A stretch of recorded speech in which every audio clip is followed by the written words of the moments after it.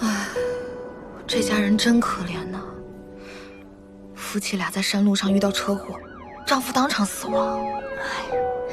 妻子倒是活了下来，就是孩子早产了。宝宝乖，乖。唉，那孩子体弱，感觉很难活下去。妈妈把这个送给你，这是我们家传的长命锁，有了它的庇护，你将能安全地活到24岁。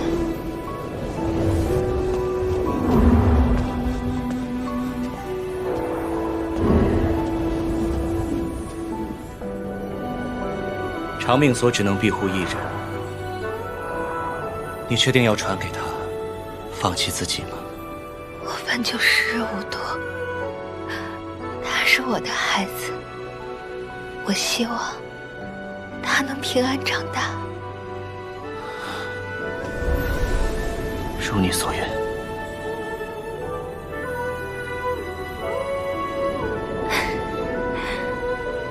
谢谢。好，待会儿记得核查一下702病人的各项指标是否正常，然后把结果送到我办公室。哎，苏北路，你怎么还在这儿呢？主任喊你跟刀呢。好，马上来。702病房的不要忘了啊。哎，放心吧，苏医生。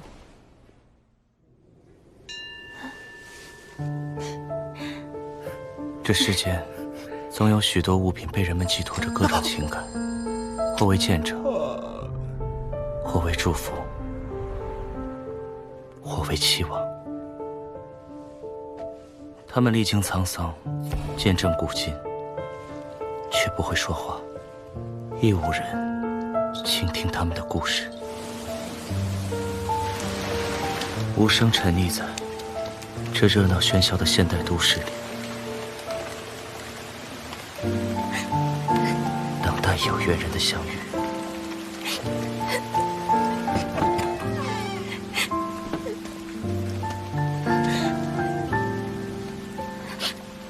我丢了一件很重要的东西。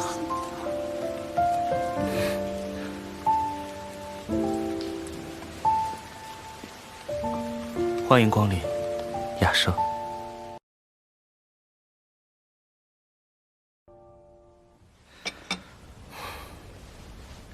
喝些热茶吧。谢谢。这是一家古董店。天啊，我怎么跑到这里来了？你刚刚说丢了重要的东西。是的，我喜欢上了一个人，但我没有勇气告白。哎，苏婉洛，你什么时候告白呀？直到有一天。你没带伞吗？我再借你吧。那你呢？哎呀，我灵活又没事儿。啊，明天见。明天见。原本想还他雨伞的时候就告白，结果我不仅把雨伞弄丢了，今天还看到他。哦。哎，你没带伞吗？借人了，美女学个急。好啊，一起走吧。如此，有个东西很适合你。我只是个刚上大一的学生，您这里的东西我可买不起。雅舍的东西不讲价格，只讲缘分。如果有缘，送给你也无妨。雅舍。这里每件古董都承载了许多许多的故事。他们不会说话，也没有人能听到他们的心事。他们停留在这里，所以叫雅舍。啊，很合适的名字。这是香妃链，是一位皇帝为宠妃香姬打造的。他所使用的花丝镶嵌工艺，曾被誉为燕京8绝之一。金丝编织成底，掐填造纹，填攒出形，堆垒为一体，最后镶以了7颗颜色迥异的宝石，每一颗都有美好的寓意，分别代表了永恒、忠贞、希望、幸福爱情、友谊和光明。哇，好漂亮！收到礼物的香姬一定很开心吧？香姬并没有被贵重的礼物打动，因为她曾是一位异族王的王后，被迫嫁给了皇帝，每日以泪洗面。国破家亡，情愿一死。传说戴上这条手链的人，可以找回自己丢失的东西，而每找到一件东西，其中一颗宝石便会消失。她只想找回自己的牵挂。伴随着蛋白石和青金石的消失，她找回了丈夫的尸骨和故乡。香姬是因故被刺死，终于魂归故里。难怪这上面有2颗宝石的地方空了。他能找到我的伞吗？器物有灵，他会看破人的内心，给你带回真正重要的东西。好，我愿意试试。这么贵重的手链，真的要送给我吗？不过有一点，请客人记住：通过手链实现的愿望，不能后悔，否则，你找回的东西就会再次失去。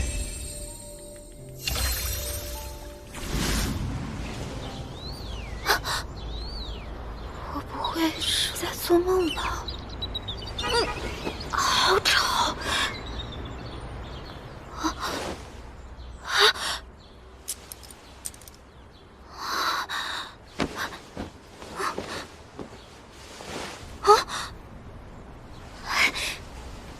宝石消失了，手链，是你帮我把伞找回来了吗？爸爸，你有看到同学借我的那把伞吗？没有啊，家里的你拿一把还他吧。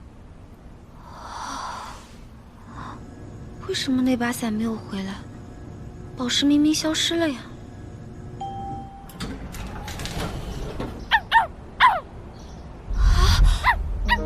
可乐，可乐，我是你的家人啊！婉婉，咱们家不能养狗，让我试试吧，我保证能照顾好它。可乐不见了，他肯定是回自己的家了啊！可乐，真的是你！爸妈，可乐回来了。有魔力的手链，真的假的？嘘，我觉得这手链真的有魔力。我昨天戴上的时候还有5颗宝石，现在你看只剩4颗了。宝石刚刚消失，走得有2年的可乐就出现了。这是你许的愿望？其实，总之，我觉得这手链确实能帮我找回重要的东西。婉洛，你的宝石只剩3颗了。喂，是苏婉洛同学吧？这边是育才高中事务认领中心。有几个同学在杂物间找到一个书包，里面写着你的名字。这是我几年前弄丢的书包，还以为再也找不到了。耶！啊，我撞歪了，重新来啊！来，我们要做永远的好朋友哟！没想到这个录像机还在。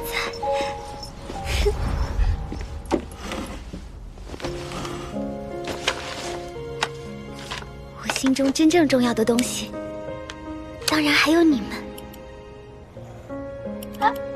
这就开始了吗？开始了，开始啦！婉洛，没想到你还有录像机呢。我家刚买的。快来，快来！等等我，等等我！耶！耶！没想到，手链居然还能帮我找回这个。当年弄丢了，我还伤心了好久呢。今天我们毕业啦！啊，婉洛也太隆重了，怎么还带蛋糕啊？不过今天的确是一个很特殊的日子。是啊，我好感动，没想到大家会记得我的生日，给我这么大一个惊喜。生日快乐，婉婉！祝你生日快乐！婉洛，许个愿吧。大家今后去到不同城市的学校，可能就很难再见了。我一定会想你们的。反正我的联系方式一定不会变，我们会是永远的好朋友。对不起，我去下洗手间。我希望能永远和大家做朋友。喂，今天是苏婉洛的生日，你们居然不告诉我？我们俩也不知道呀，刚才差点穿帮。他那么傻，应该没发现吧？喂，我还没问你，今天把他带过来干什么？我看他太可怜了，而且这不是看他还有 DV 机吗？哎，怎么办？嘘。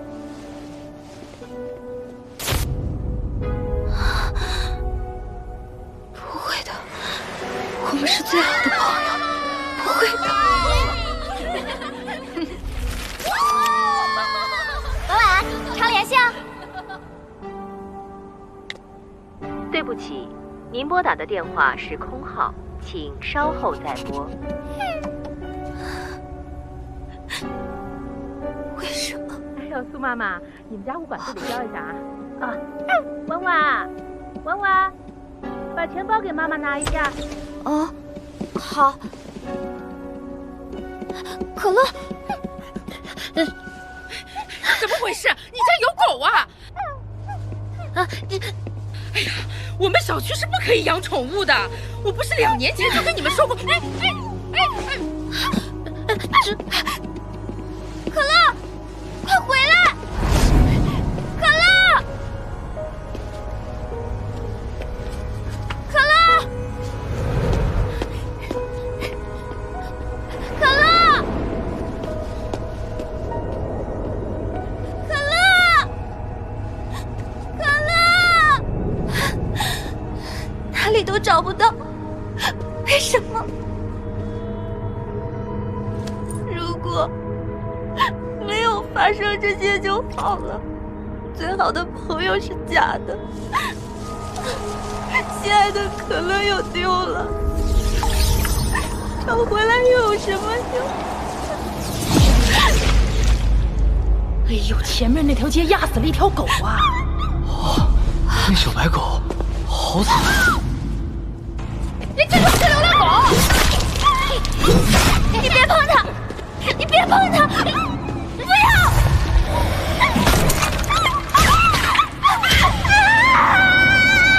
可乐不见了。它肯定是回自己的家了。不，你们骗我！肯定是回自己家了。当初就是你们遗弃了他。可乐，我又弄丢了我的可乐，可乐。是你自己根本守不住。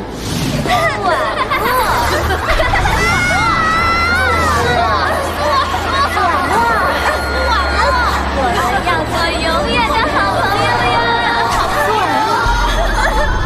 婉洛，苏婉洛太可怜了，看谁要陪他玩呀？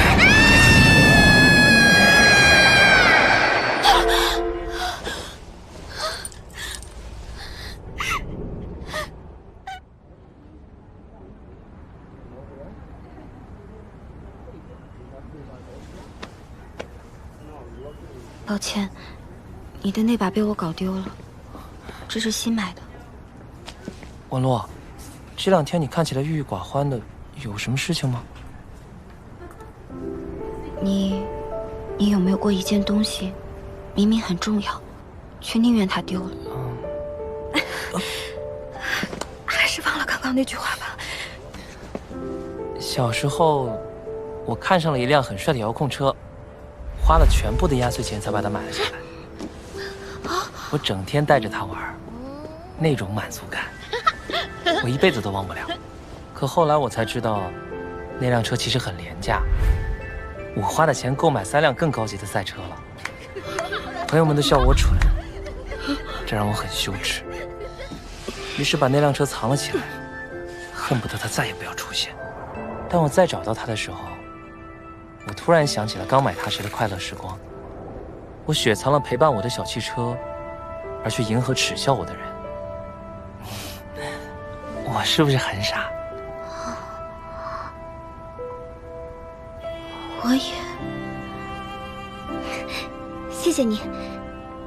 对了，我曾经答应自己，在还伞的时候要做一件事，给你。哦。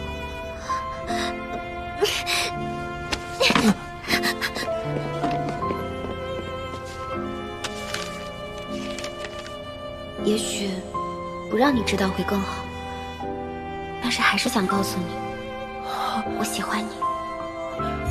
文洛。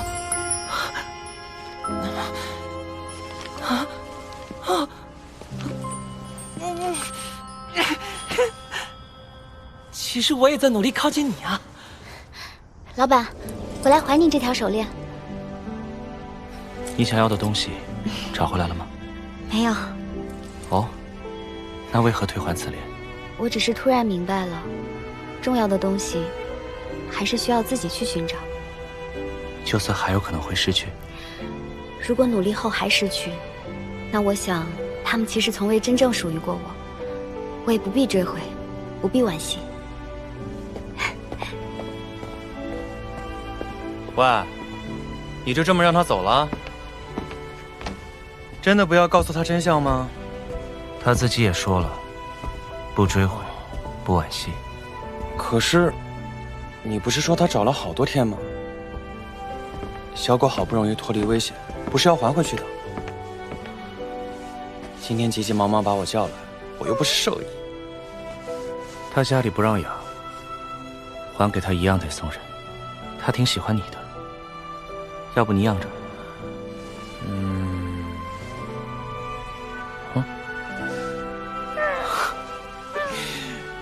好啊，给你取个新名字，叫阿帕契，好不好？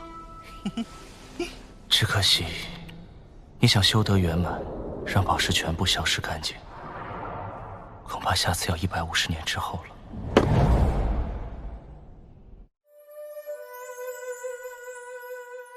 老板，香妃链可以租给我吗？你丢了什么重要的东西吗？唉，为何叹气？昨天值夜班，本来就不开心，结果一转头的功夫，东西还丢了，是很重要的东西。什么？我的夜宵。果然如此。那可是店里最后2屉鲜肉小笼包，我都不舍得吃。等我缓过神来，已经看到保洁阿姨把它丢进厨余垃圾了。香妃链寄托香姬一生所望，如今倒让你换了小笼包。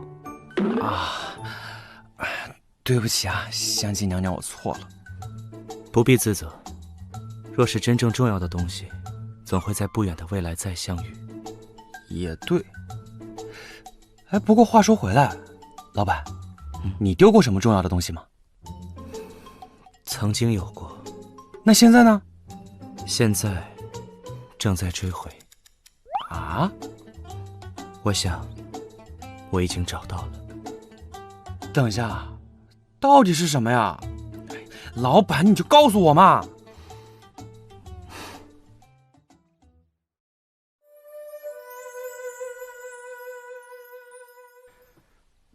老板，你不好奇我为什么给他取名阿帕契吗？说说。阿帕契可是能够让人不再悲伤的魔力宝石，拥有阿帕契的人会永远幸福快乐。那还真是有缘。香妃链中有一颗黑曜石，名字就叫阿帕契之泪。相传悲伤的少女为战火痛哭，眼泪洒落在地上，变成了颗颗黑曜石。是啊，如果有人拥有了这些黑曜石，便永远不再哭泣。因为阿帕契的少女已经为佩戴者流尽了眼泪。就是这样。不对，等等，什么嘛？原来老板什么都知道了。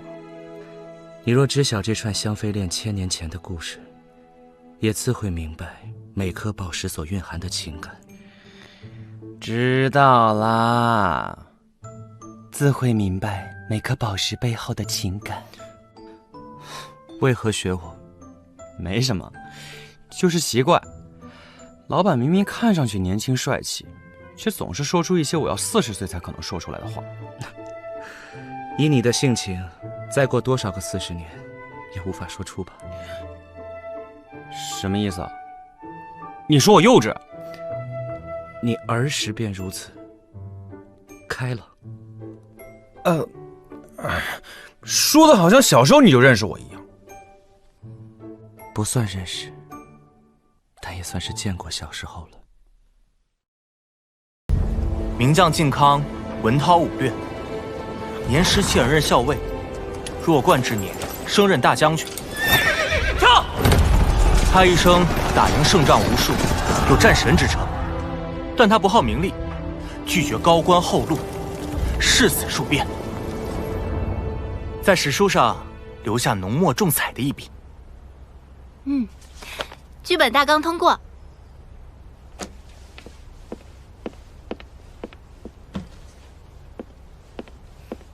先前说好了，咱们盲抽选角，演出服自备，大家都没有异议吧？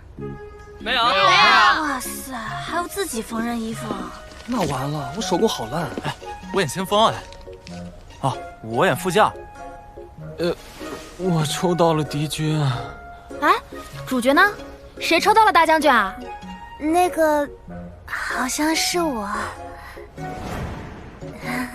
怎么没抽到？我也真好呀，大将军。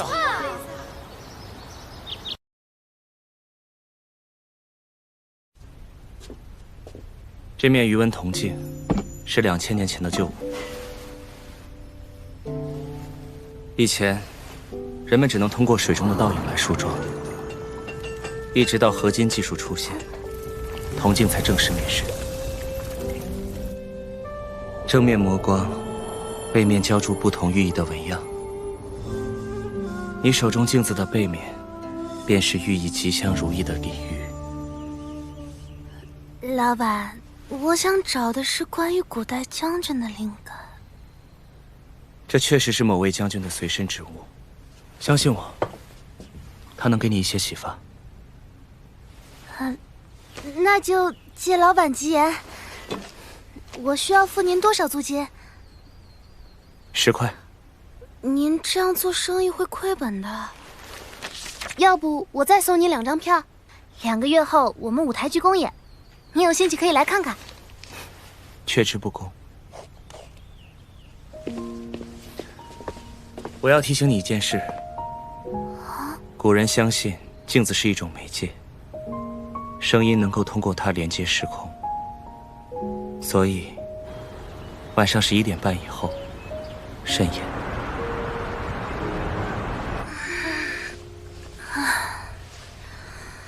靖康，一面铜镜能启发我什么呢？这位将军为什么要随身带镜子？也许是他心上人送他的礼物吧。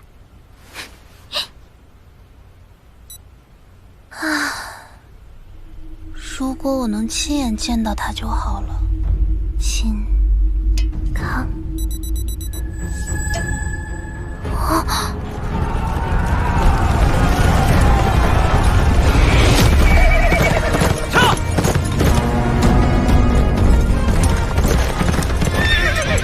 众将士听令，蛮子后方空虚，无以为继，随我杀入敌营。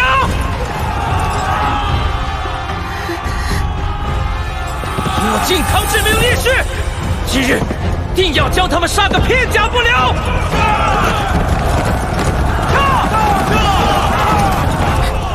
靖康，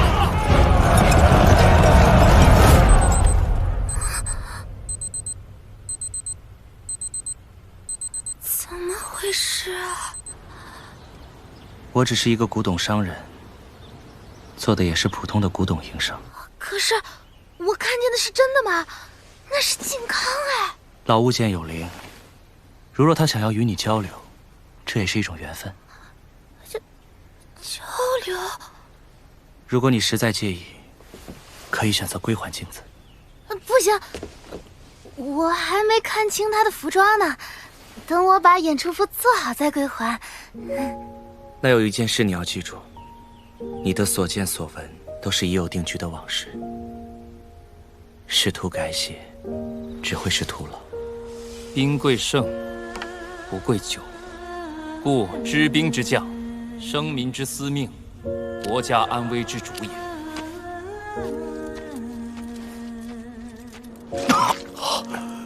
大人，我不碍事，先看其他人。他好酷啊！蛮子行事乖张，我军不可与其硬拼，要以技巧取胜。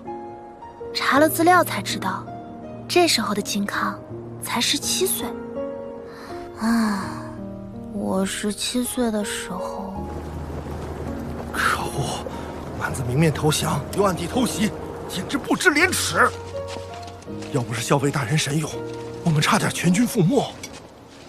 兵者诡道，战场本就瞬息万变。今天大家都累了，早些休息吧。是，校尉大人。小将军，要好好养伤呀。哎，镜子里的女妖怪，你还准备看到什么时候？糟糕，我不小心把心里话说出来了。为何不敢露脸？难道你是死状凄惨的女鬼？你能看见我？我早就看见了。阿瑶，这么晚了，该睡觉了。马上就睡了。你叫阿瑶是吧？看着也不像女鬼，为何要一直躲躲藏藏？还是说，你身在仙界，不好与凡人来往？太平年代对常年征战的将军来说，也的确是仙界了吧？可惜当下我军身陷囹圄，不能与你畅谈。不知待风波平息后，我是否还能再见到你？当然可以。一言为定。就这样，我拥有了一个2000年前的网友。每天我都会通过余文静跟他聊天，但是我发现我们之间有时间差。小将军，你终于出现了，每次都让我等上1个月。啊！可是我每天都在陪你聊天啊。原来是天上1天，地上1月吗？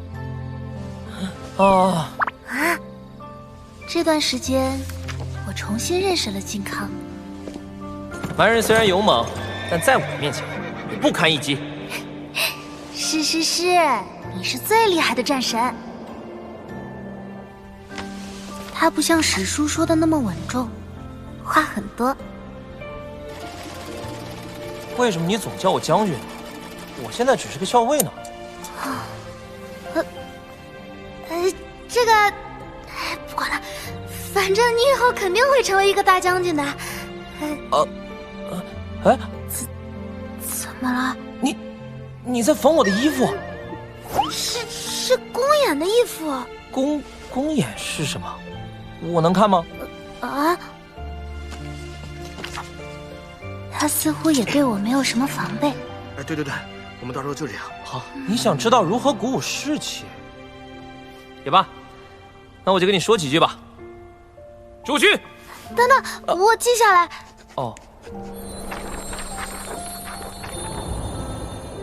前些日子陛下传旨夸了我一通，许诺我再立几个战功，便封我为护国大将军。太棒了！我早说你一定会当上大将军。谢谢阿瑶仙女吉言了。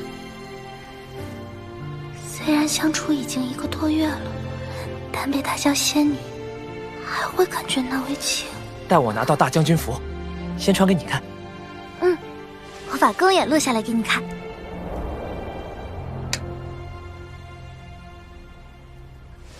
诸君随我镇守边疆数载，吞沙饮血，百战不殆。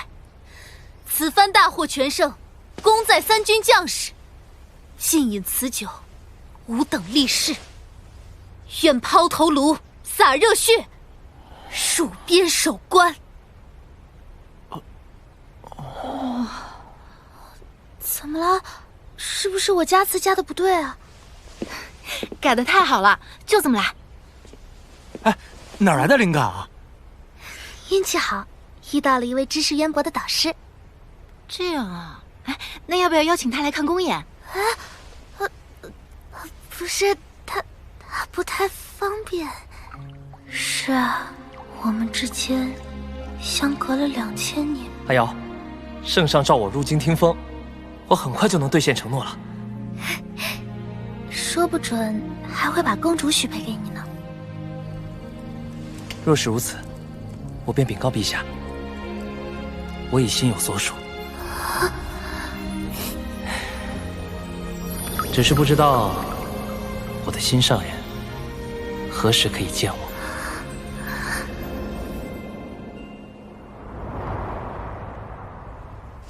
距离公演还有5天，我还挺紧张的。哎呀，不要担心，我们这次剧本多好啊！唉，就是结局太惨，靖康刚当上大将军就遇袭战死了。哎，何以瑶，你这么早就走啊？怎么会这么快？我以为我们之间还会有时间。靖康神勇无匹，驻守边疆7年，立下战功无数。今赐封护国大将军，赏铠甲。10万蛮子领兵来袭，水军反扑，不料误中埋伏，战死沙场。怎么会？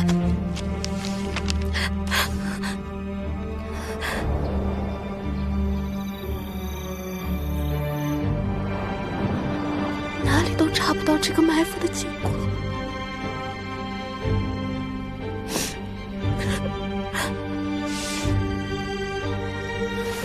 他还那么年轻，还有没实现的理想和抱负。我如果把未来告诉他，结局会不会？你的所见所闻，都是已有定局的往事，试图改写，只会是徒劳。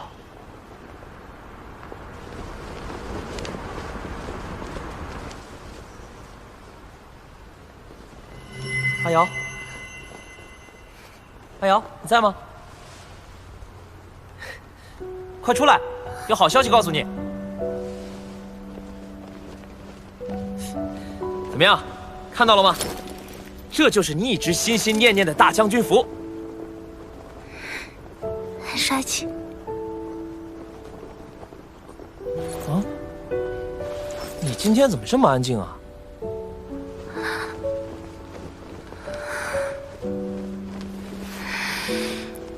你不是一直很好奇我的身份吗？哟，突然想告诉我了。其实我是住在镜子里的神明，有预知未来的能力。你看，我之前就说过你会当将军来着。我算到你，明日之战必定败亡。你干嘛突然咒我？不是咒你，是真的。我真的可以预知未来。我给你看，测测结果，不信你看。我说的都是真的。我相信你。你是活在将来的人吧？既然你相信我，那明天蛮人压境，不战便要降，此战避无可避。况且，为国为民战死沙场，是战士的荣誉。原来我真的什么都不能改变。看来下个月我就见不到你了。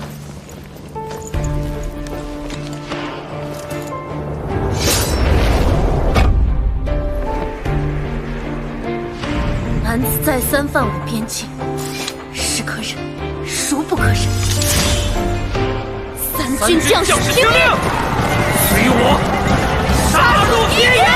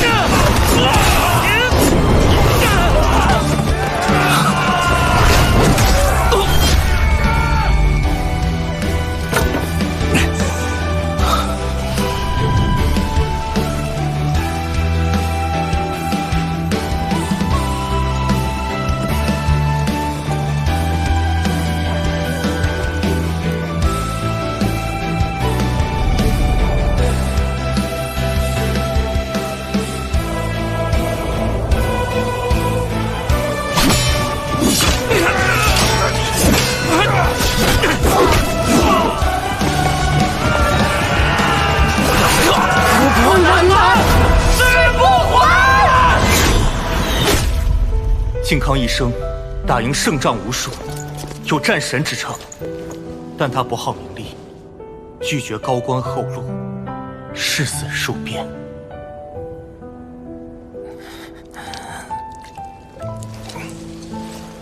哎呦！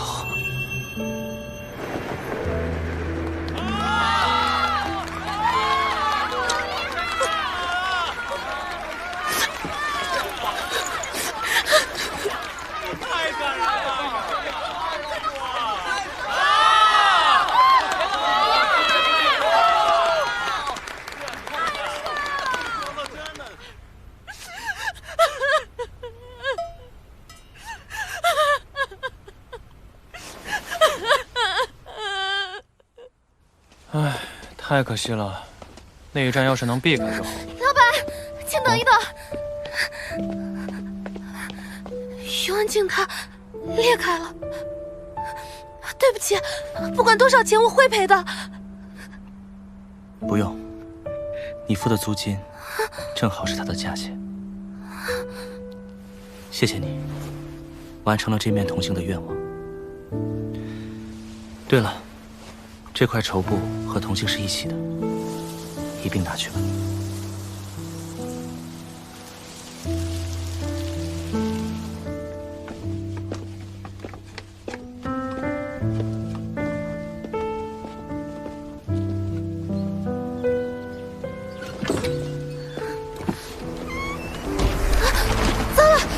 绸布！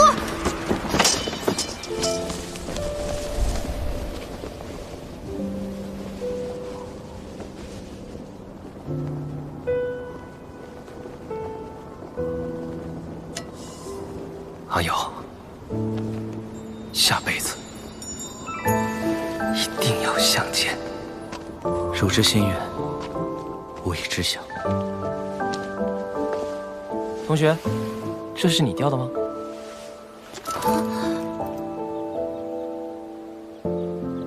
哦，啊，你是饰演靖康的那位？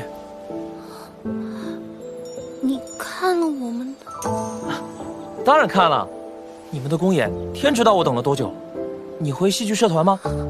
我来帮你办吧。谢谢。你终于出现了！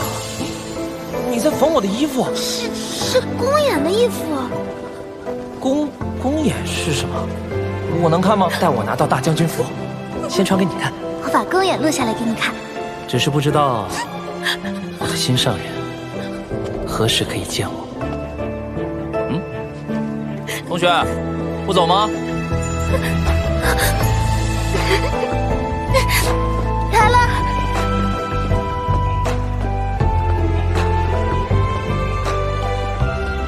我说老板怎么突然邀我出门看舞台剧啊？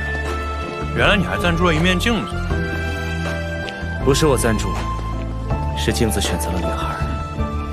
你就忽悠我吧。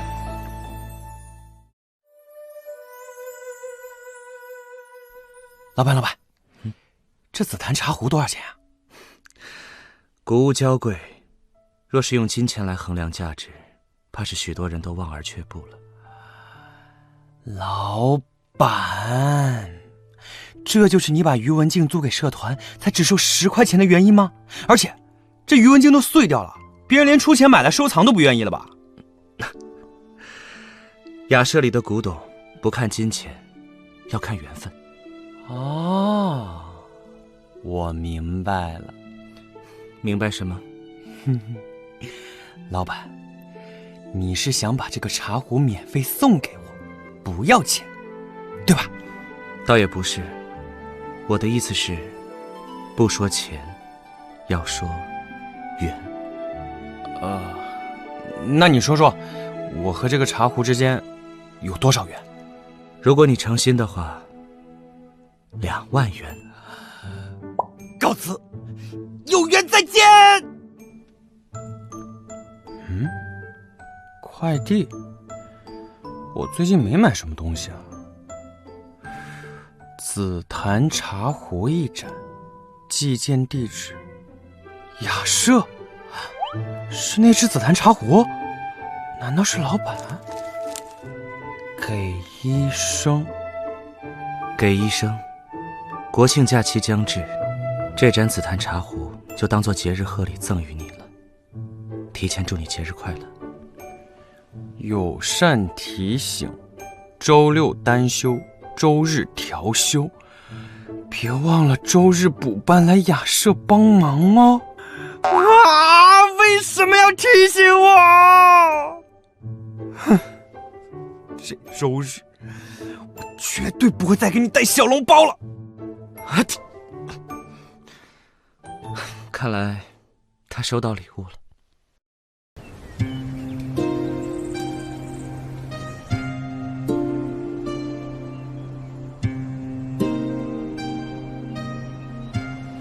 阿巴西，老板去哪儿了？去这么久，外卖都放凉了。啊！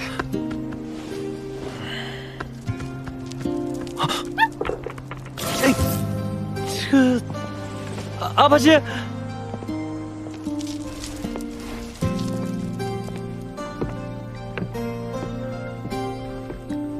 阿巴西。阿帕契，雅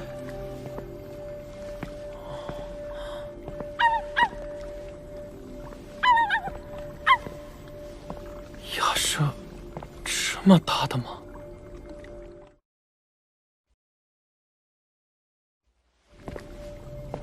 阿帕契，阿帕，阿帕契，你在里面吗？好香，这是香烛。你怎么在这儿？哦，老板，老板，我真的不是故意闯进去的，我给你带好吃的来着，然后阿巴奇他突然就……我并没有生你的气，只是谷物娇贵。你冒冒失失闯进竹室，多少有些影响。抱歉啊，不过那根蜡烛也是古董。嗯，最早蜡烛可是帝王才能享用的珍稀贡品，常见以蜂巢、白蜡虫，还有动物油脂为原料。而我那一支，据说是深海人鱼之膏所制的，可燃烧1000年不灭。1000年，如果它有生命，一定很煎熬吧？或许吧。想听个故事吗？人鱼竹和一个守竹僧的故事。那是在战乱年代。怎么办？这是最后一根蜡烛了。等这支燃尽了，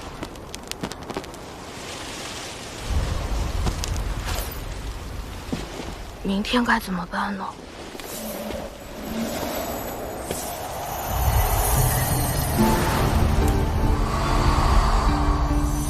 啊！啊！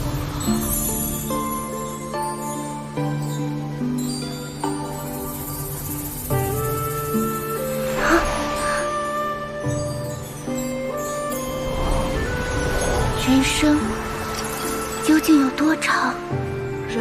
人生，或许就在几10年之间。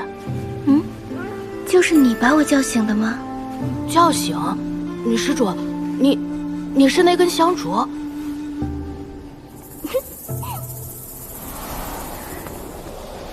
不错，你可以叫我竹。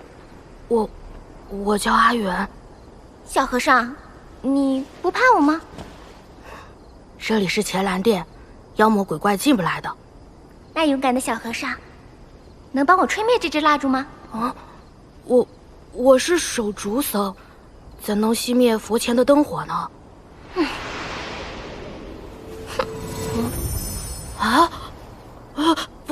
不见了！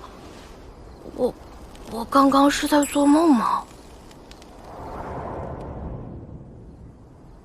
若以色见我，以应声求我，是人行邪道，不能。落下弟子！啊！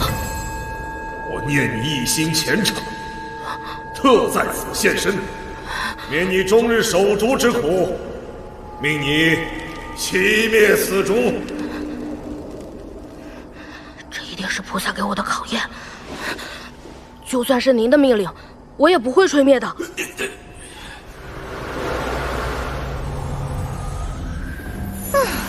还真是个死脑筋。啊，女施主，原来不是做梦啊！都说了，我的名字叫竹。你们出家人慈悲为怀，行行好，帮我把蜡烛吹灭吧。只要你把这蜡烛吹灭，你想要什么都可以。你不是蜡烛吗？为什么要我吹灭你？不告诉你。哼，木鱼脑袋。啊，师兄，你守了一夜，快吃些东西吧。师兄，来了。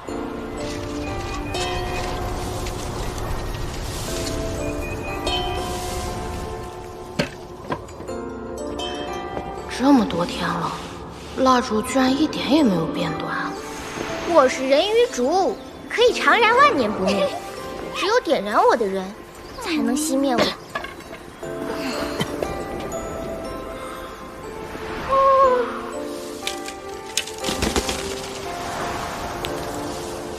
每天重复这样一模一样的生活，有什么意义呀？能活着，总归是有意义的。而且，有烛的日子也并不会无聊啊。哼，那你也想长生吗？你知道1000年前那位征服天下的霸王黄正吗？他欲壑难填，妄图以无数人命换取长生，但最终盛年暴毙，子嗣手足相残，一夕亡国。而无辜的人鱼们被炼制成万年烛，伴随他可笑的长生梦，深埋灵气。我这一只，不知为何会流落到此。漫漫1000年，每一天对我来说都是煎熬。所以你才……我只想求一个解脱，帮帮我。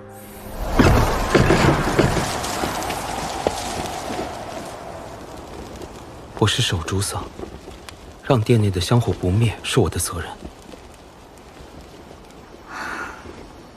但是，我可以替你想想办法。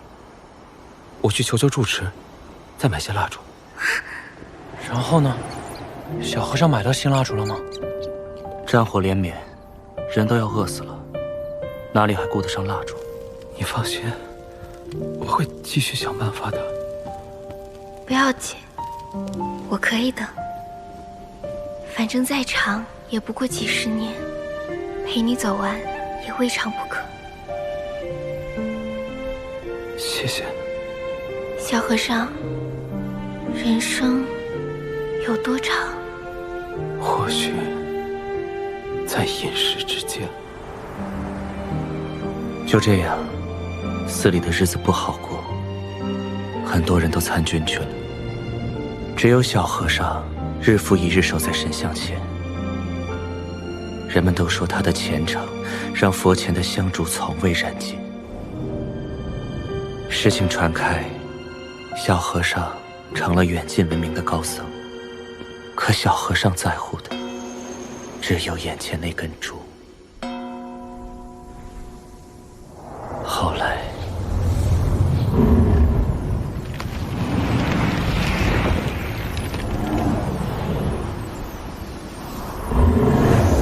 这根香烛不属于这里，让它随我走吧。任何条件，我都可以答应你。施主，铁兰寺的香烛不卖。也罢，要是有一天你改变主意，可以在心里唤我，我自会来取。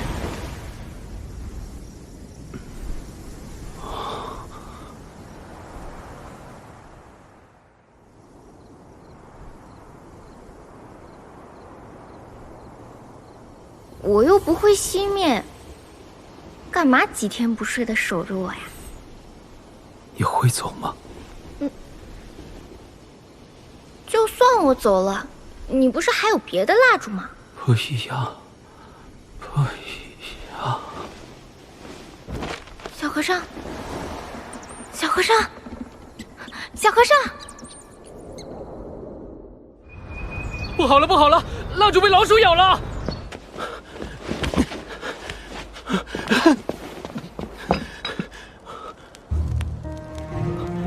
主。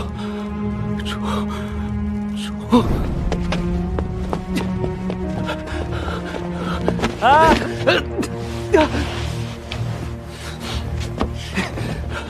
师兄，这是要去哪儿啊？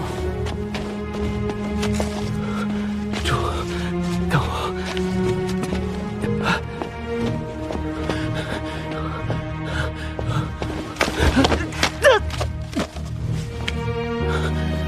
你一定会没事的。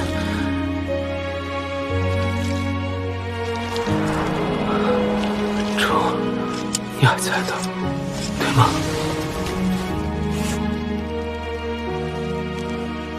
是我不好，我没有保护好你。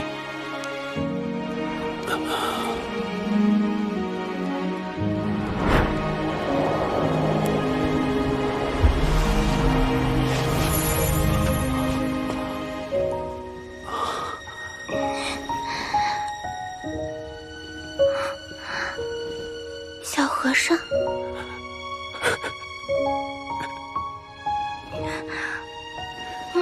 看看，你把我的衣服弄成什么样子了？说，你要怎么陪我？傻子，他为什么会在意我能否醒过来？小和尚，如果我说我可以实现你任何愿望，你会想要什么？金钱，或是权力？只要你想。我甚至可以让你当这天下的皇帝，你只要如何？只要按我说的做，就能坐拥天下。我不想当皇帝，守着寺庙和主，这样很好。小和尚，你要是不想当这皇帝，你那在外面偷听的师弟，可就要坐享其成了。若他能用你说的方法终结乱世，也是百姓之福。这话倒也像你，希望他如你所愿，能让这傻子过上太平日子也好。我有些累了，要去睡会儿。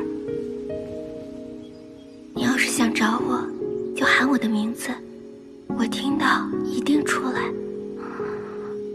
说好的陪你几十年，我绝不食言。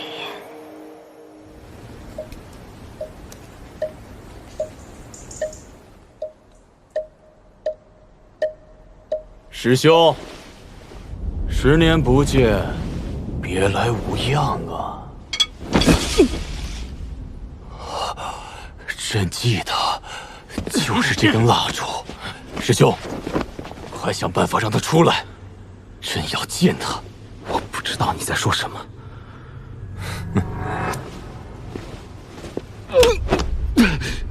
把全寺上下一干人等全部羁押。你一日不应，便杀一人。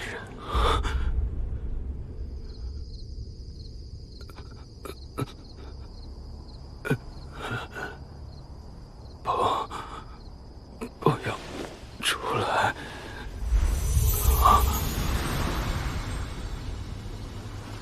笨蛋，为什么不叫我出来？何必受这皮肉之苦？还要把我的师弟们救出来。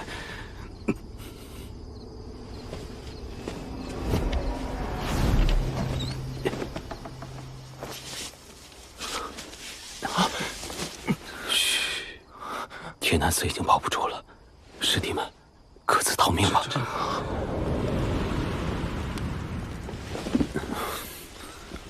我们也该走了。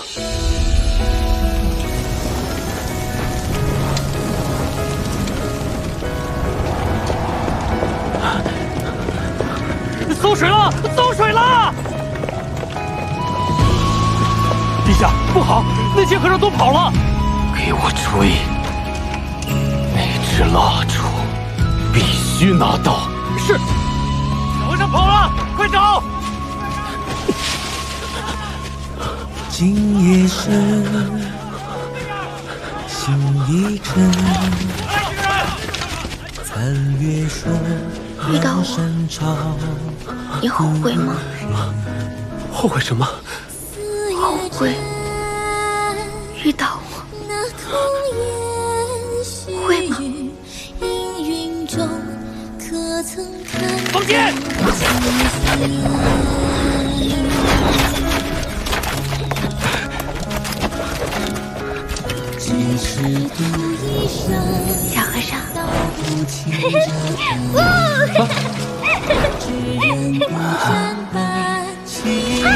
小和尚，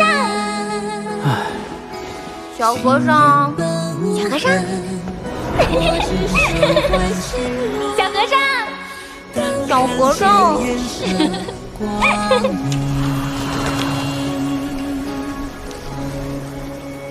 是路漫漫，不悔，不悔！小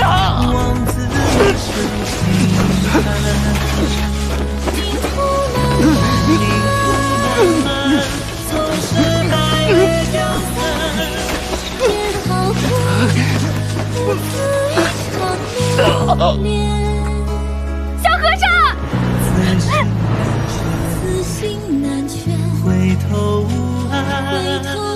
火攻在那里，快追！是。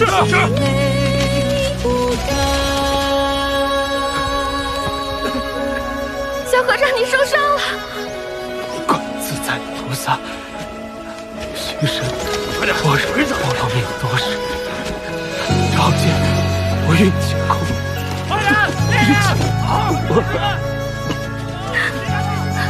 把我吹灭吧，不然他们迟早会循着火光找到你。小和尚，傻子，快吹灭吧！等他们追上来，你会死的。小和尚，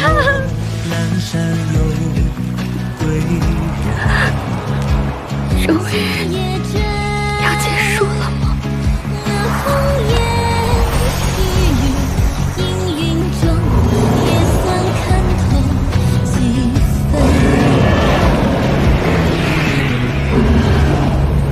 是路漫漫，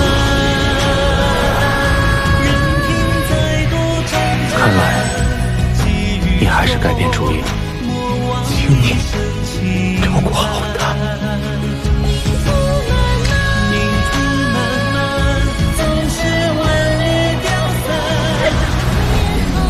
小和尚，你凭什么替我做主？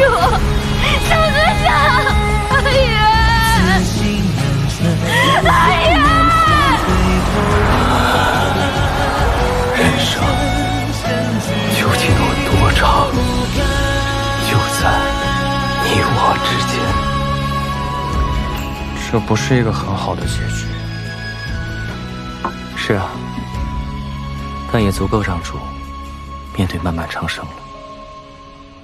有一段令人怀念的时光，一个值得回忆的人，也就没那么痛苦了。古董如此，人亦如此。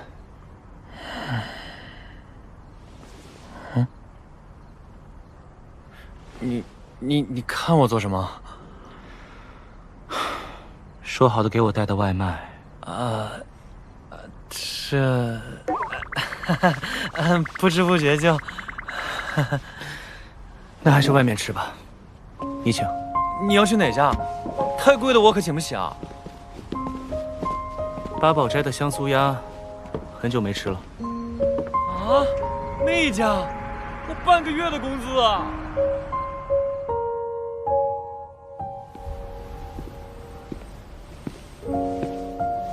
你要找的人终于出现了，对吗？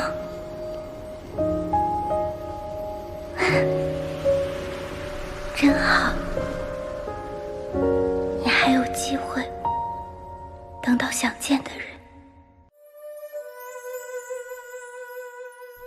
老板，你说，人生究竟有多长？若是有难忘的记忆，再长也熬得下去。老板，怎么了？人生究竟有多长？老板，醒醒！好了，收拾收拾，准备闭店吧。什么嘛！原来老板也会对听了很久的故事有所感触啊！你不是说故事的结局并不美好吗？怎么越发念念不忘了？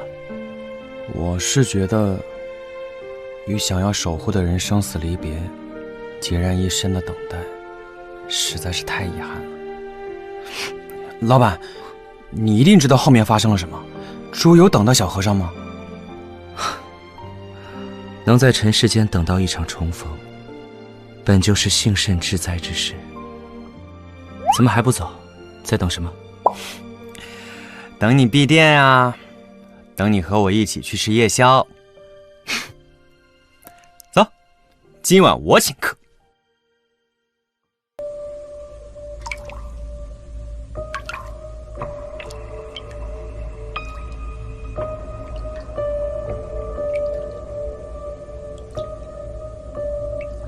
心脏搭桥都很熟了吧？小陆，你霹雳助手，转体内循环。不好！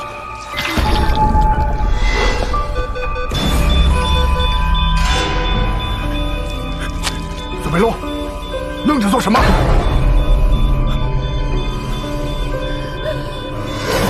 医生。是你害死了我！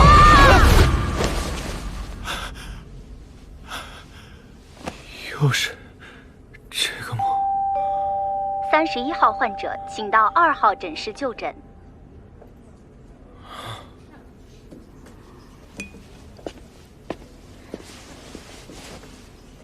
医生，医生，我不舒服。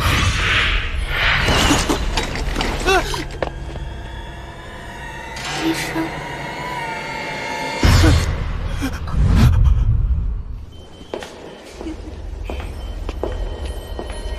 那你没事吧？啊，那个人不是出院了吗？怎么又来了？他的各项数值明明都很正常，到底是哪里出了问题？我查不出来。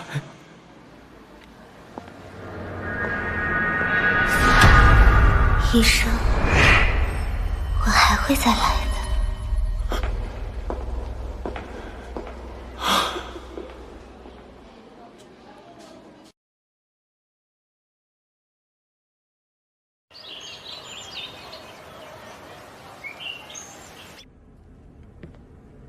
老板，我给你带了好吃的。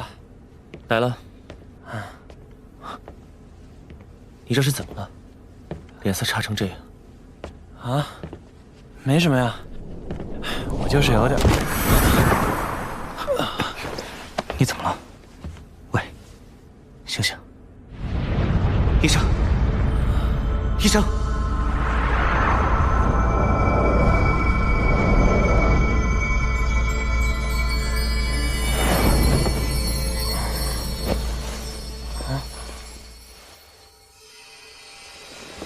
这是哪里？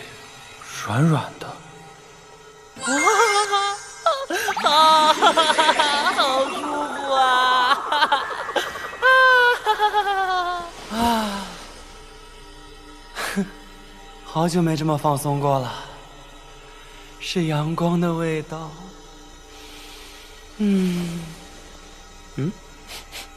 怎么有一股茶叶的香气？而且怎么好像变硬了？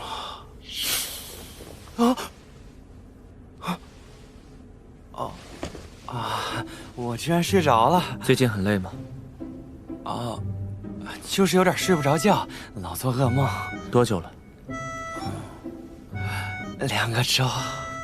手拿过来。我给你看看。啊？你还会看诊？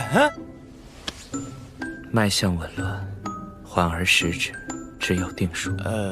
啥？你是阴寒入体，气血双亏，可能受了惊，让邪气乘虚而入了。那要怎么办？好好休息就行。唉，就是因为睡不好我才……不过刚才睡得蛮香的，只不过硬邦邦的，头硌着有点疼。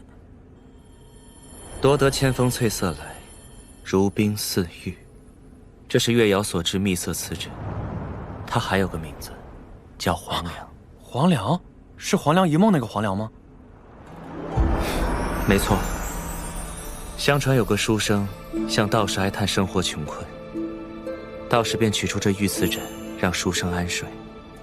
在梦中，他高中娶亲，加官进爵，但很快又遭人陷害，荣华富贵转瞬即逝。书生醒来，发现一切不过是黄粱一梦。这个故事我也听过，我可不想像那个书生一样，在梦里过一辈子。那倒不会，只是记住一件事，不要睡回笼觉，不然美梦变噩梦，噩梦将成真。老板，你又吓我。这个玉枕可以使人做好梦，你拿去吧。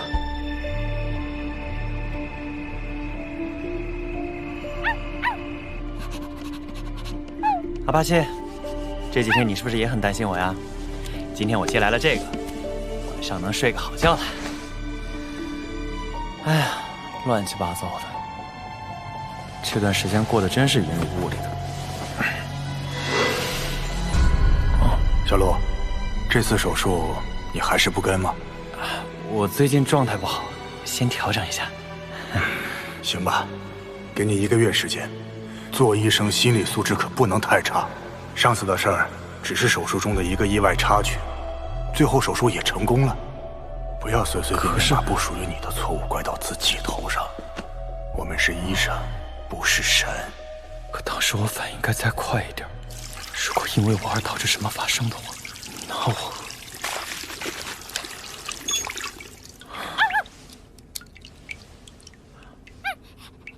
阿巴切，阿巴切，我现在越来越怀疑自己了。你说我会成为一个好医生吗？你是说我会是吧？阿巴切，你刚刚说话了？我真该休息了，都产生幻觉了。你没有听错吧？哎，不要紧张，年轻的医生哟，不要迷茫，光明的未来在等着你，快去创造奇迹！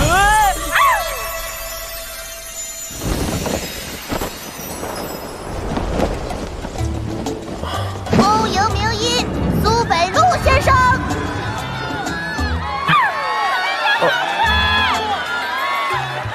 苏老师，我有病，请治疗我！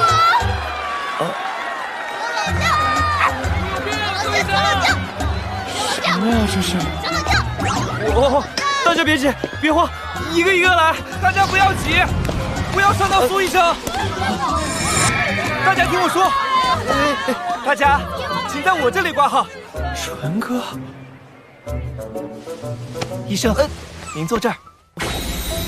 太夸张了吧？医生，你有什么需要吗？在这里，什么愿望都可以实现哦。无论你是想吃小笼包、煎饺，还是麻辣烫，哇，还是想要豪车、豪宅，走上人生巅峰，想要什么，都可以哦。你能不能给我正常一点儿？正常？当然可以。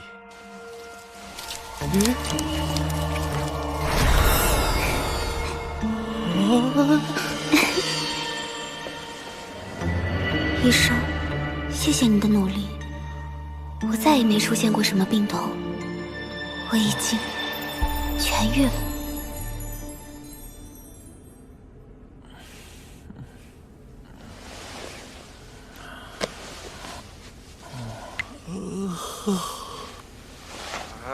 川哥，别穿粉色，不适合你。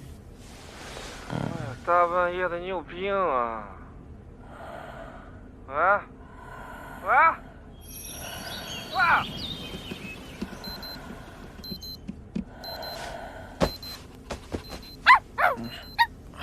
阿巴西，早啊！还以为睡了很久呢，居然才6点钟。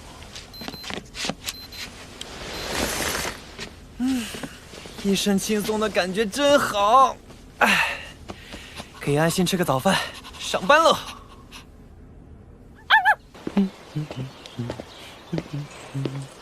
道歉！你撞的我，你道歉，我东西都被你撞倒了。那谁让你乱摆的？哎，你这人不讲理呀！哎，小伙子，你来给我评评理。对，小伙子，你讲道理，你一看就讲道理，你来评评理。我东西都被他打烂了，他是不是应该道歉嘛？哟，不是他家，我凭什么道歉？哎，你看看，抱歉，我赶时间。你要讲清楚，赔钱，不赔。哎呦，下雨了！哎呀，真讨厌，怎么下这么大呀？哎，怎么办？最近医院心脏手术这么多，人手不够啊。那能不能联系一些其他医院的医生呢？不行，都没有空。小陆，你过来一下，情况紧急，你能跟到吗？师哥，江湖救急啊！本来安排纯哥的，但他被调走了。小陆，能行吗？我感觉今天状态很好。主任，让我试试吧。小陆，还是你第一助手，准备缝合。是。目前都很顺利。转内循环。太好了，我终于摆脱。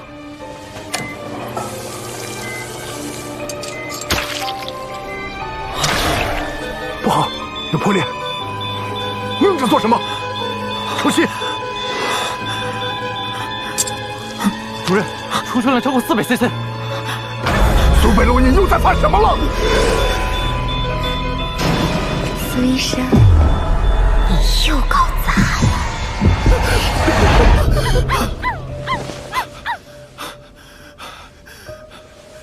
有什么？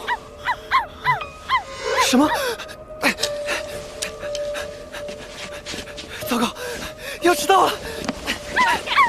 你撞的我，你道歉，我东西都被你撞倒了。那谁让你乱摆的？哎，你这人不讲理呀！哎，小伙子，你来给我评评理。对，小伙子，你讲道理，你一看就讲道理，你来评评理。我东西都被他打烂了，他是不是应该道歉嘛？抱歉，我赶时间。我凭什么道歉？哎，你看看，你看看，不好意思啊。啊，你这样赔钱。我感觉在哪儿见过。下雨了。只是记住一件事，不要睡回笼觉，不然美梦变噩梦，噩梦家成真。苏北路，苏北路，苏北路。主任，小陆，你有在听我说什么吗？患者情况比较危急，他一会儿做心脏搭桥手术，你还是做第一助手。今天发生的事情，在梦里都发生过，那会不会也和梦里一样，手术出意外？大家还一无所觉地做着准备。如果我不参加，是不是就能避免？准备缝合，稳定了吗？有效果，很好，随时注意数据。是。知道可能会有意外的只有我。冷静，现在可是绝对的现实。认真回想一下那个时刻，到底是哪里出现的问题？如果不能避免意外发生，那换个角度想，我也等于提前预知了未来。停止人工心肺，内循环准备。是，主任，等一下，我想再检查一遍。可以了，停止人工心肺，转内循环。怎么办？还是阻止不了吗？不好，有破裂，不要慌，抽吸。主任，出血量超过400cc。冷静，你可以做到的。苏北路，我知道了，在这里。血止住了。干得好，小陆，缝合出血处。是。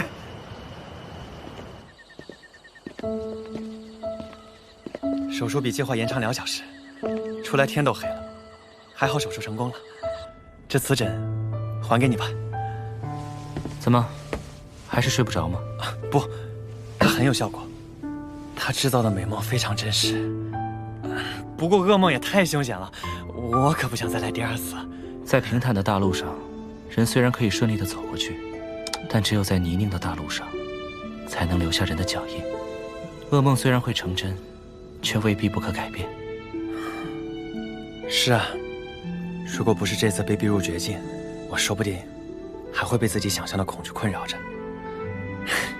我之前有个女患者，她多次来复诊，但一直查不出问题。下次再遇到她，一定帮她做一个更系统的排查。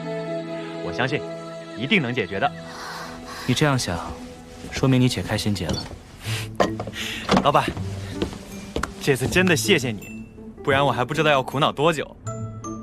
而且，总觉得不管遇到什么事，有老板相助，就都能解决。你都不知道之前那位患者让我有多大压力。苏医生，我不是故意要吓您的，我每天找您，是因为我。是你？你怎么也来了？什么嘛，原来是这样。我说医生这么优秀，怎么会没有女朋友？原来，怪不得每天晚上都往这家店跑。以后我不会再来打扰你了。医生，再见。什么意思呀？没头没尾的。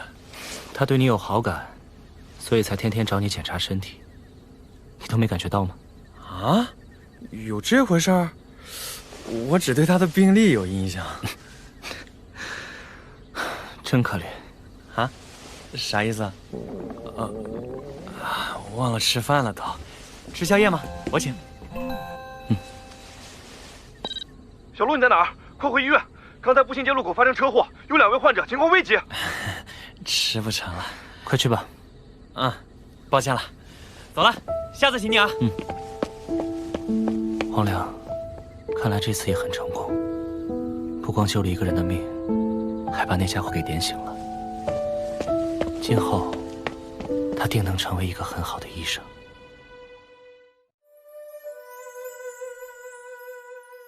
重阳糕、菊花酒、石榴、螃蟹。啊，对，还有小笼包。重阳还有吃小笼包的习俗。哎，这你就不知道了吧？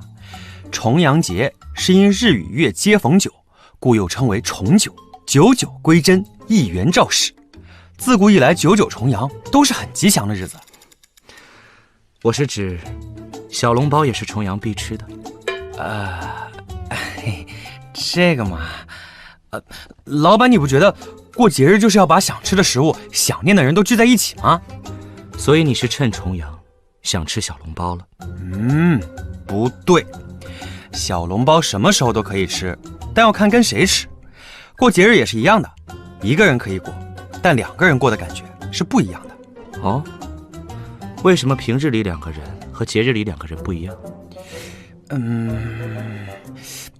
这是仪式感。你没有做过有仪式感的事情吗？仪式感？对啊，每个节日去做不同的布置，但如果都是和同一个人的话，就是很有仪式感的事情。你的意思是，在仪式感下的小笼包会更好吃啊？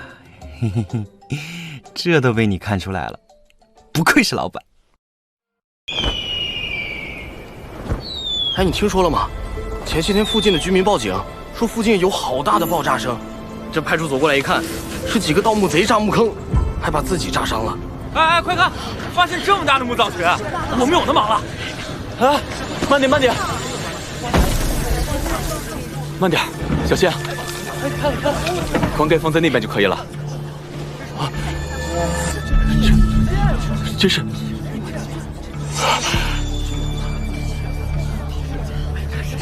有发现，有重大发现！ 2000年前，工匠发明魔铸法，制造青铜剑，以泥制模，雕塑各种图案、铭文，阴干后再经烧制成母模，然后再以母模制泥饭，同样阴干烧制成陶饭，融化合金，将合金浇注入陶饭饭腔里成器，脱饭后经清理、打磨加工后，即为青铜成品。这把剑的铜锡配比，让剑的硬度和韧性结合得恰到好处，代表了青铜剑铸造工艺的巅峰。这把剑看起来好锋利啊！要是拿着它上战场，一定很威风。想多了，哎，这是一柄君王守护剑，不会用来打仗。守护剑？嗯，这把剑一心护主，只有察觉到主人的性命受到威胁，才会狂性大发。老板真像是活在玄幻小说里的人啊！圈纵展示厅，走，我们去看看。怎样使破碎的圆形铜镜破镜重圆？展品很多嘛，关键要在圆上做文章。不过，以这个照片上的总感觉这里的古董有点眼熟，我是不是在哪里见过呀？老板，哎，人呢？老板没跟过来呀。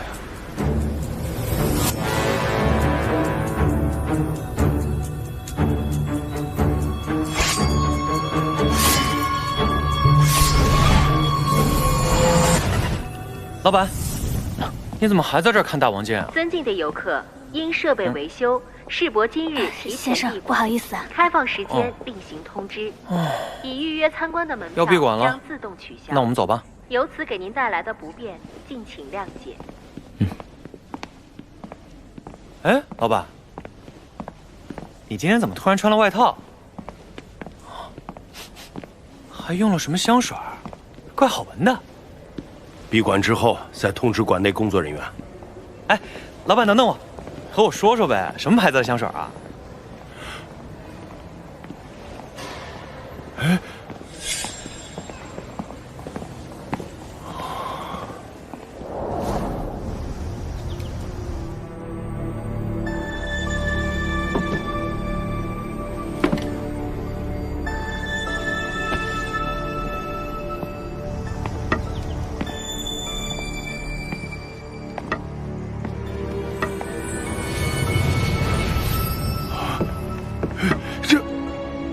难道是？欢迎光临雅舍。贵客是想要什么古董吗？年轻人，你是这里的老板？嗯。不介意的话，坐下喝一杯。为什么要给古董店取名雅舍呀？古物不能说话，他们都承载了千百年的故事，无人倾听，因此取名雅舍。啊！这句话我在很久以前听一位对古董颇有研究的前辈说过，他叫罗生，不知道他是你什么人啊？是家父。难怪。哎，冒昧问一句，令尊现在在哪儿啊？他行踪不定。上次联系还是在埃及，能不能尽快联系到他？我有急事要找他。您不妨先说说，是什么急事？也好，这事儿啊，还得从40年前说起。当时我们挖出了一把大王剑，这本来是一件天大的喜事，但随着这把剑的出现，却发生了一系列诡异事件。哎，先前有盗墓贼炸坑的时候伤到自己，是不是就是那个时候血流到棺木里染上的？如果不是令尊罗生，后果一定不堪设想。当时每到夜晚，工地附近总会出现奇怪的声响，有人差点跳河自尽，却声称发现文物。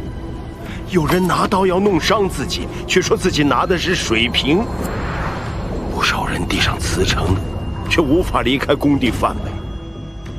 当年我也遇到了不寻常的事。那天晚上，我在正常巡逻。谁在那？喂，别跑！当我发现异常追过去的时候，我看到，等我醒来的时候，发现是令尊救了我一命。罗生前辈，嘘。后来啊，现场也不再出现怪事。要不是我右腿由此落下残疾，我还以为那天晚上只是一场梦。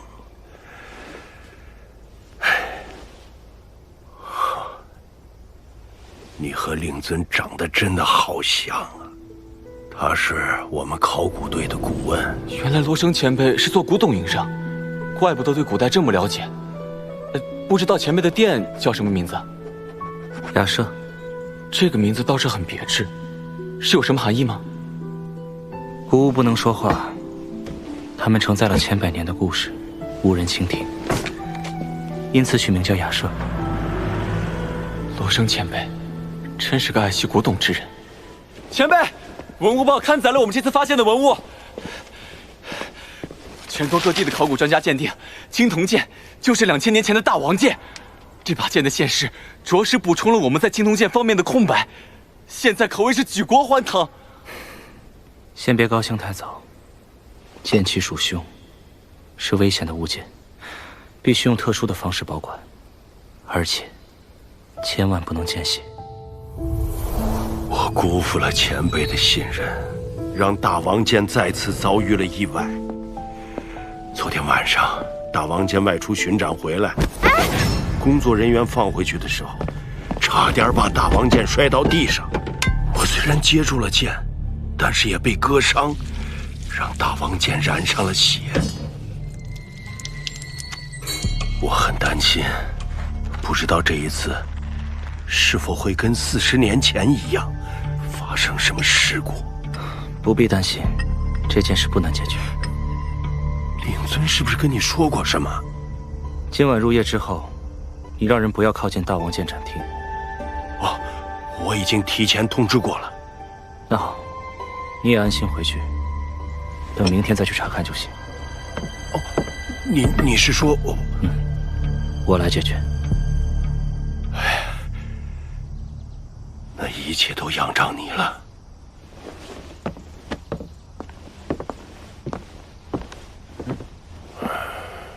哎，那不是世博的馆长吗？他来找你收古董啊？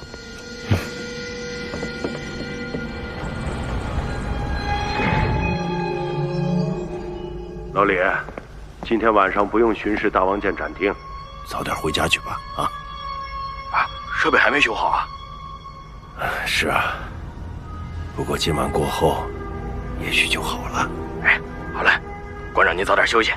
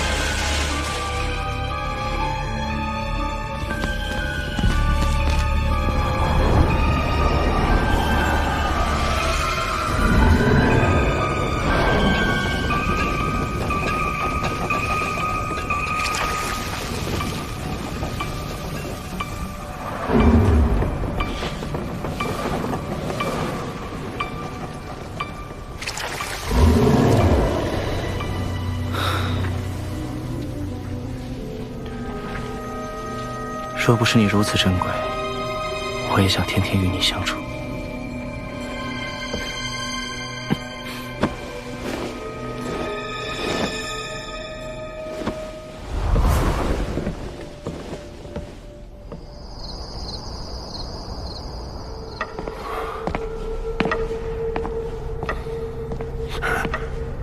这是哪里传来的声音？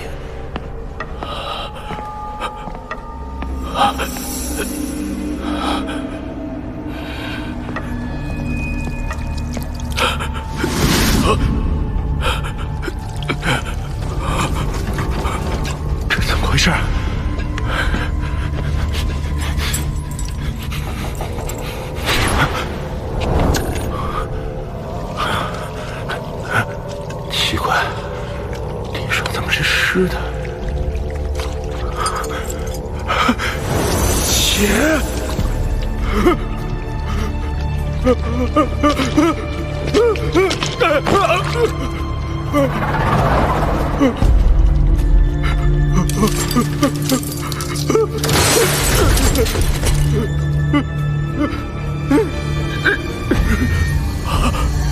什么声音？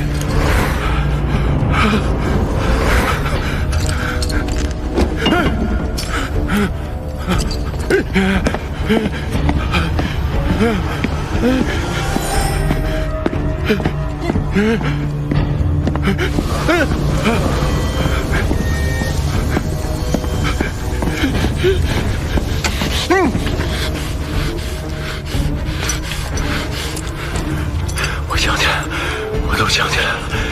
40年前，考古现场就是因为大王剑的现世而发生了一连串诡异事件。我也是因为大王剑的引导，差点就……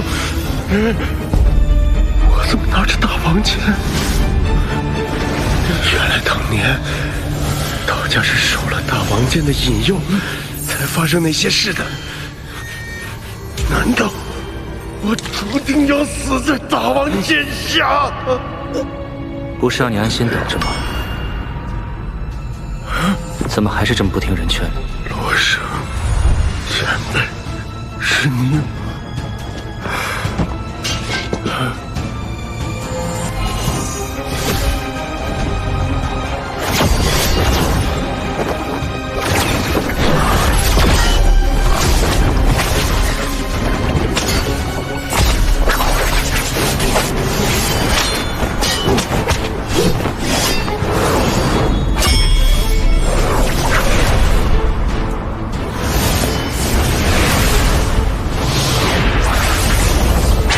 千年不见，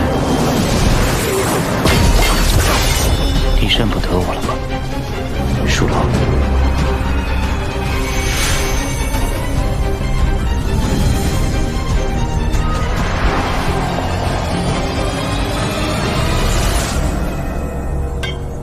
看来你已经认出我了。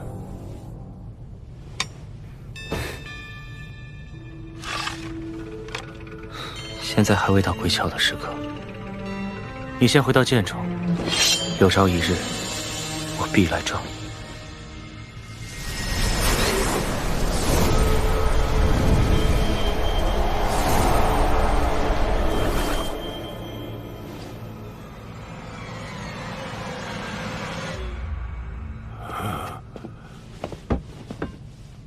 乐生前辈，你又救了我一次。明日醒来后，你会忘记一切。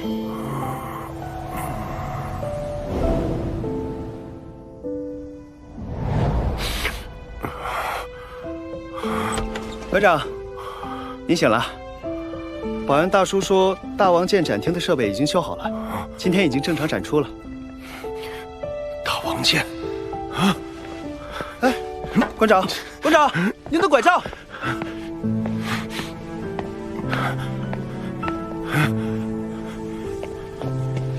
馆长，你怎么了？昨天晚上啊？昨天晚上怎么了吗？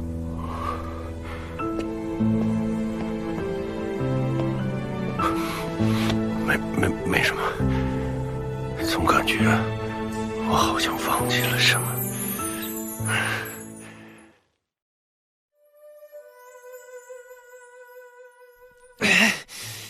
卖核桃的明明说这是纸皮核桃，很好剥的。你要吃核桃，就要先敲碎它的外壳，再耐心挑出里面的果仁。这2个步骤，哪有一次便可以成功的？可是你看，这颗就可以轻松剥开，但这颗怎么就不行？好了，我费了这么大劲都不开，你一个眼神就这么水灵灵的开了？那之前说的2个步骤，你倒是说说有哪一步你是符合的？我说的是针对手剥核桃，而我没用手，自然用不了2个步骤。听你这么一说，倒是有几分道理。那你这么厉害，不如这袋子核桃你都帮我开了吧。今天只能帮你开这几颗。啊？为什么？因为吃核桃的乐趣不在吃，在于你自己亲手剥出来的果仁自己吃才是最香的。这是什么道理？那你吃的核桃果仁岂不是都不香？不会。这又是为什么？因为我不吃。那你又为什么答应帮我开这几颗？你猜。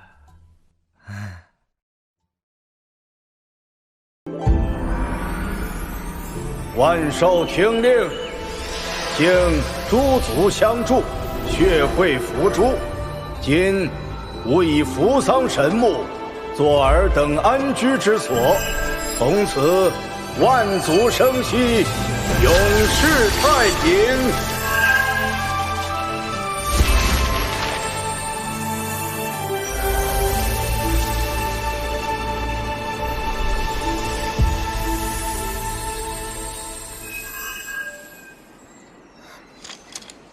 抱歉。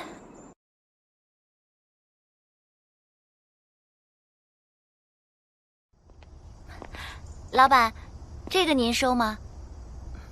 这是我昨天搬家在旧箱子里找到的，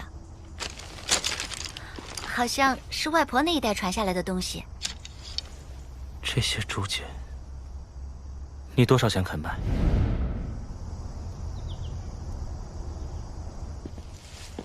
老板，我给你带了灌汤包。嗯，这些木片是什么呀？你小心点。这可不是木片，而是竹简。啊，这也是古董，上面的字儿都还能看清楚呢。在纸张发明前，古人会削制一些狭长的竹片来记录信息。竹简经过脱水处理后，雕刻在上面的文字，甚至能保存1000年。你听过万生录吗？没有。上古时期，舜帝为保护人族，将天下神兽封进一卷竹简，这就是那万生录出版。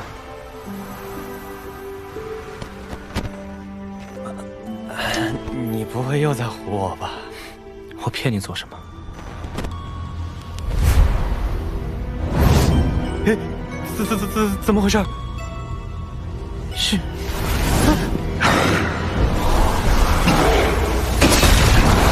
天哪，哪来的怪物？走。兽首人身，微壮如狗，实为环狗。恐怕他就是在半截竹简里跑出来的。那怎么办？跟我来。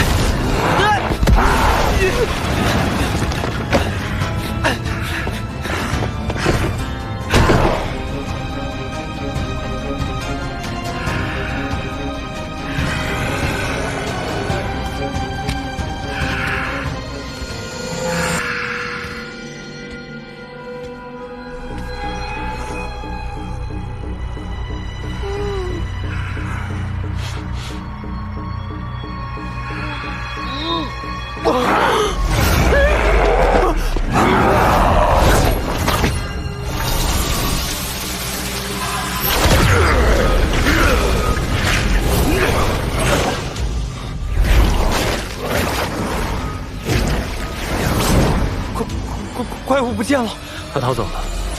环狗被封印1000年，法力所剩无几。这房间里的祭坛有封印作用，正好对付他。只是没想到，他居然还有余力逃脱。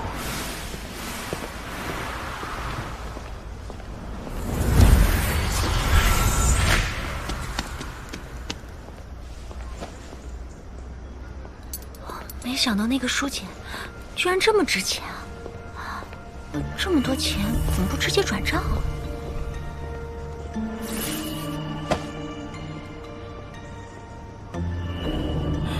都怪我，不小心弄断了竹简。断就断了，是他的命。神兽摆脱封印，要尽快把他们找回来。看来有的忙了。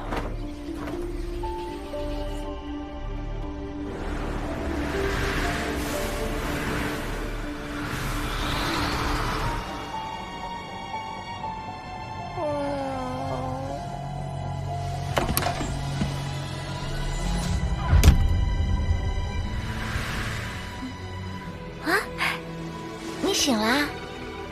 是巫女，你这个骗子，居然还有脸出现！当初说什么只要接受封印，你就会来陪本大爷，可等了这么多年，你人呢？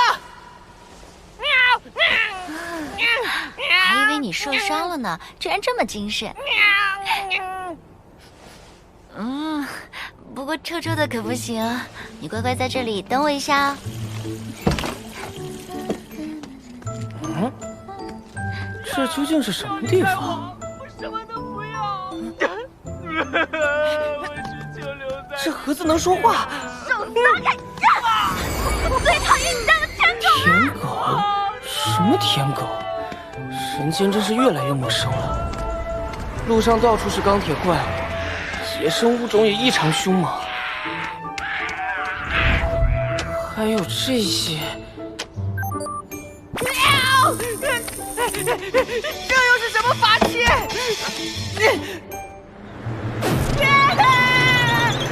救命啊！你怎么跑这儿来了？人间变得好可怕。乖啦，一会儿就好。不要摔！好啦，你乖，一会儿就好了啊。这女人真的是当初那个巫女吗？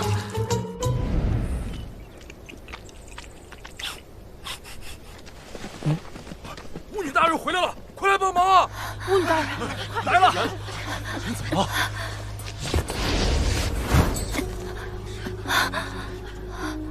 这味道是血会伤了你。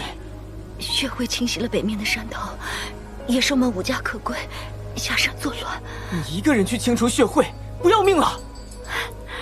青姐，我要联合各族，彻底消灭血会。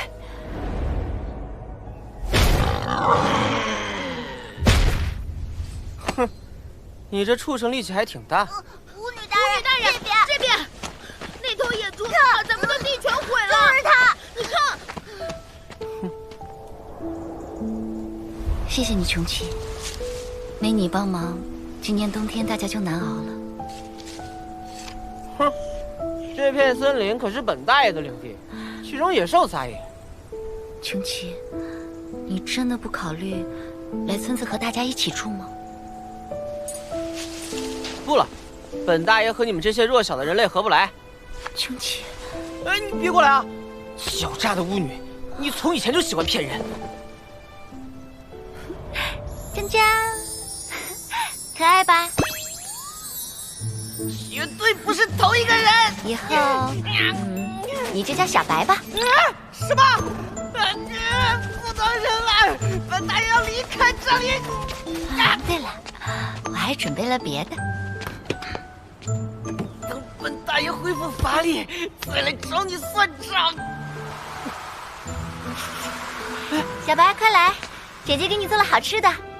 来啊！什么吃的？别急，别急。可怜的小白，很久没有吃东西了吧？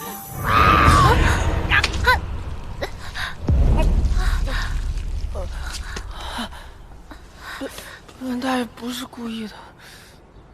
真是的，不可以咬人啊！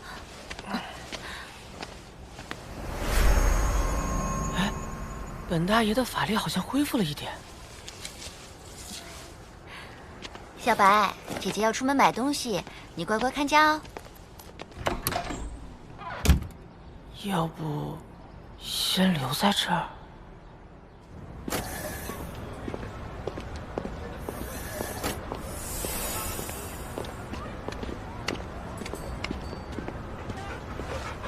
啊！巫女，我好想你。乖狗狗，怎么弄得这么脏啊？这些年，我一直在等你。好了好了，看你高兴的。冲啊，是第1号！蠢狗，臭狗，敢来本大爷的地盘！笑话，巫女的领地，不可以打架！臭狗，滚出去！我不，该滚的是你！打架！大黑，安静！大黑，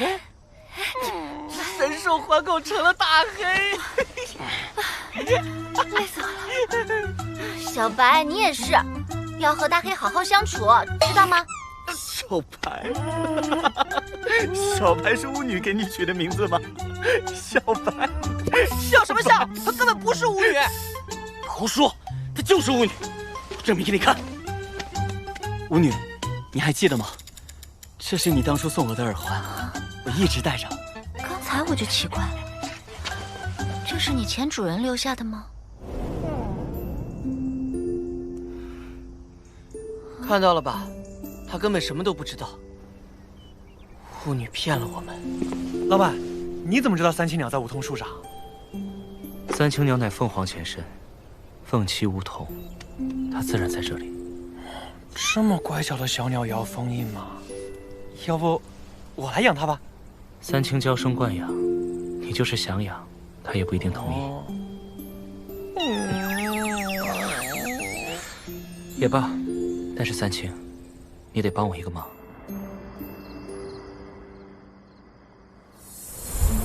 他的血果然有用。傻狗，该你了。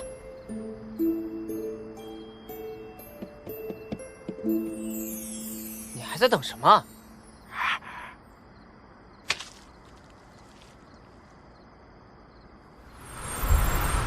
行了，走吧。快跑！怪狗又发狂了！救命啊！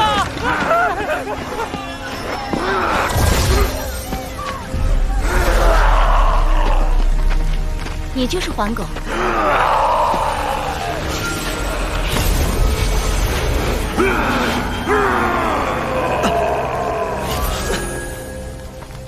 杀了这个怪物！对呀，杀了他！大家冷静，它不是怪物，只是无法控制自己的力量。黄狗，我们的村庄正在受到威胁，你愿意把你的力量借给我们吗？我可以帮你。喂，别磨蹭了。是三清，他让我们去找一个叫老板的人。我不喜欢那个人，他想封印我们。那可不行，我们好不容易才自由。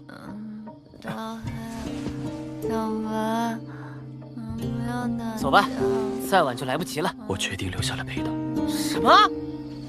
那你就留下来当你的忠犬吧，本大爷没兴趣当他的宠物。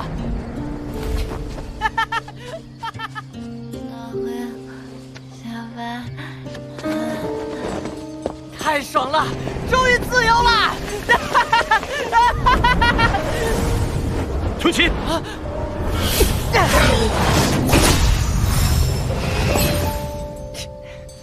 搞什么鬼？干嘛拦我？和我回去吧，我们一起留下来陪巫女吧。你有毛病啊！你要陪她拉着我干嘛？我现在终于知道什么叫舔狗了。你不仅舔，还要带上我。穷奇，你独自一个人又能去哪里呢？留下来吧。穷奇，黄狗，终于找到你了。是那个要封印我们的家伙。哼，别怕，我们现在恢复了法力。你们肯定认识这个吧？师弟的一袭。既然认得，就该知道它的威力。跟我回去吧。回去？你是说再次封印我们吗？当年人间被血会侵袭，众生不得安宁。为了恢复秩序，人类与神兽合力消灭了血会。然而血会消失后，神兽受其戾气影响，与人类的冲突越来越多。舜帝为人间不再陷入战争，以伏羲印压制神兽戾气，将他们封入万生路。万生路内虽不如人间逍遥自在，但总好过再来一场大战。舜帝大人说，他会为你们开辟一个安居之处，只有人和神兽隔绝，悲剧才不会再次发生。要委屈你了，穷奇。没事儿，本大爷到哪儿都一样。而且你不是说过，伤好了就回来陪我吗？这一别也不知道是多久，抱歉。说什么安居之处？那个时候他就在骗我。你们人类真是撒谎成性！大黑，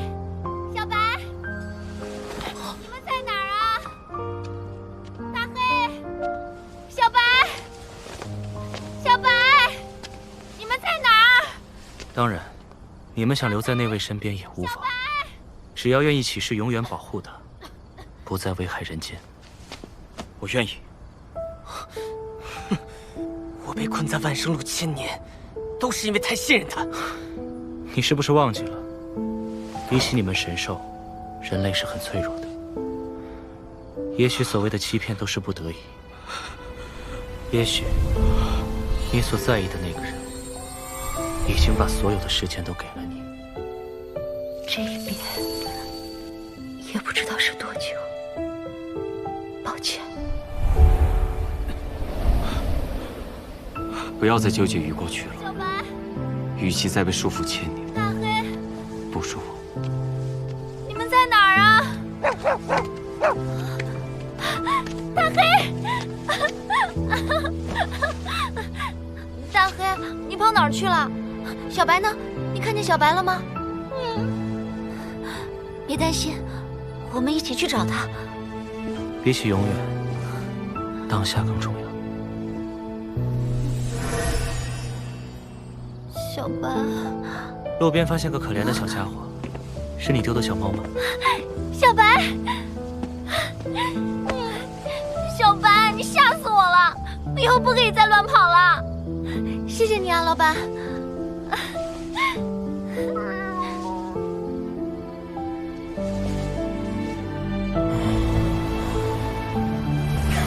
奇怪，我怎么又在雅舍里睡着了？之前发生了什么来着？